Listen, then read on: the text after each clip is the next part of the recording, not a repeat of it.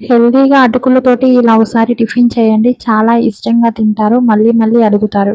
పిల్లలు కూడా చాలా ఇష్టంగా అయితే తింటారు. ముందుగా ఒక కప్పు పెసరపప్పుని నెయ్యిలో వేసుకొని దూరగా వేయించుకోవాలి. అందులో 2 గ్లాసుల వాటర్‌నైతే పోసుకొని, అందులో కొంచెం పసుపు, అలాగే 4 మిరియాలను కూడా వేసుకొని, కొంచెం కరివేపాకును కూడా వేసుకొని 2 విజిల్స్ వచ్చినంత వరకు మనం కుక్ చేసుకోవాలి.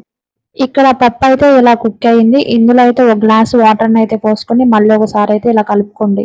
తర్వాత మనం కొంచెం అటుకులనైతే తీసుకొని అయి కడిగి పెట్టుకొని అది కూడా దీంట్లో వేసుకొని ఇలా బాగా తిప్పుకోవాలి. దీంట్లో తగినంత సాల్ట్ కూడా వేసుకొని ఒకసారి తిప్పేసుకొని బాగా ఉడికించుకోవాలి.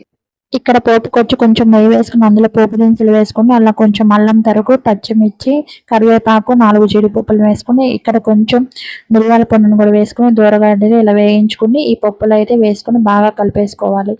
ఎంతో టేస్టీగా అయితే ఉంటుంది. మీరు కూడా ఒకసారి ఇలా ట్రై చేయండి. వీడియో నచ్చితే సబ్స్క్రైబ్.